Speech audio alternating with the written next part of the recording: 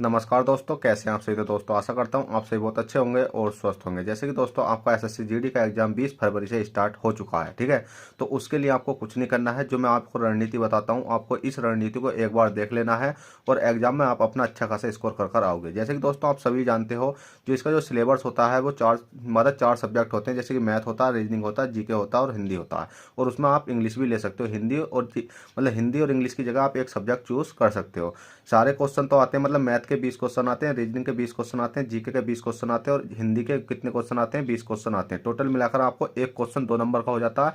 तो मतलब जो 20 क्वेश्चन आते हैं आपके, वो 40 नंबर के हो जाते हैं। और आपको देखिएगा दोस्तों, ये कितने क्वेश्चन होते हैं। टोटल क्वेश्चन 80 होते हैं। 20 में 20, 20 40, 20 60, 20 80, 80 क्वेश्चन आपको करने के लिए आपको 60 मिनट मिलते हैं। अब दोस्तों यही इसी टॉपिक पे मैं बात करने वाला हूँ। जो आपके 80 क्वेश्चन है, 80 क्वेश्चनों को करने के लिए आपको जब 60 मिनट मिलते हैं, तो आप किस प्रकार से उन क्वेश्चनों को हैंडल कर सकते हो और कौन सा पोर्शन आपको जल्दी करना है, ठीक है। क्योंकि दोस्तों मैंने आपको काफी सारा पढ़ा रखा, मैथ की क्लास आपको इतनी सारी दे रखी है और आपको रीजनिंग इतना सारा पढ़ा रखा, समथिंग 500 प्रैक्टिस सेट में अब तक करा चुका हूं। चाहो तो इस चैनल के एनालिसिस में देख सकते हो, ठीक है। तो आज बताने वाला हूं आपको किस प्रकार से कौन से सब्जेक्ट को ज्यादातर आपको फोकस करना है। जैसे कि दोस्तों आपको अगर थोड़ी सी जानकारी और नीचे दूं, तो आपको दिख रहा होगा कि प्रत्येक विषय में 200 मतलब 20 प्रश्न आएंगे। कुल प्रश्नों की संख्या आपकी 80 होगी और प्रत्येक प्रश्न 2 नंबर का होगा और निगेटिव मार्किंग 1/2 की होगी। तो देखिए दोस्तों, 1/2 की इसमें अभी कंफर्म नहीं कर सकते 1/2 की है, 1/4 की है या कितने की है, ठीक है। जो टोटल नंबर होंगे वो आपको 160 होंगे, ठीक है। टाइम आपका 60 मिनट का होगा।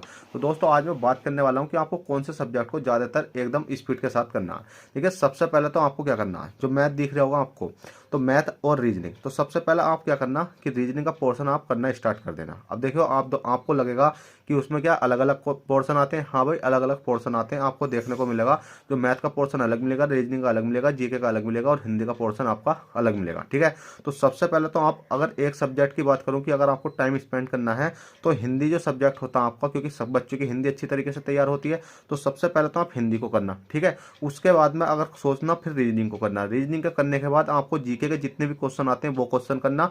उसके बाद तुरंत आप मैथ करना, ठीक है। जो लास्ट में बचता है आपका मैथ बचता है, क्योंकि आपको पता है कि हमारे पास जो समय बचा हुआ अब हमें मैथ को देना है। तो आप इसको, हिंदी को मैं मानता हूँ मुश्किल से 10 मिनट भी नहीं ले सकते, ठीक है। 10 मिनट के अंदर अंदर आप 20 नंबर की हिंदी कर सकते हो, क्योंकि हिंदी इतनी ईजी आती है।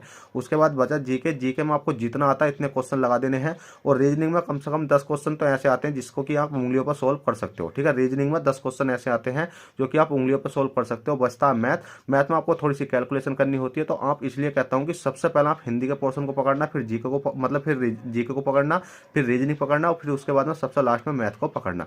अगर आप मैथ को करने में रह गए तो आपके हिंदी के भी गलत हो सकते हैं और आपके किसके भी, रीजनिंग के भी गलत हो सकते हैं क्वेश्चन, और जीके तो आपका रह ही जाएगा।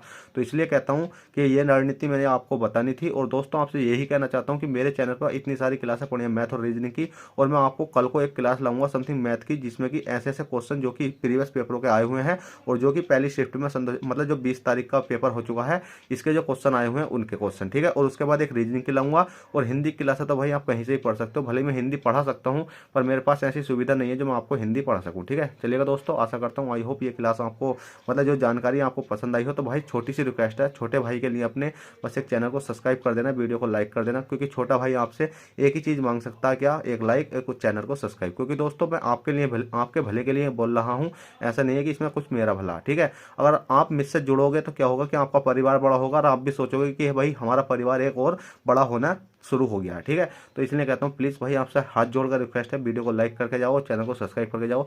चलेगा, चलते हैं और आपका एग्जाम अच्छा हो, मैं आपसे यही आशा करता हूँ। चलते हैं, बाय, ऑल द बेस्ट, जय हिंद, जय भारत।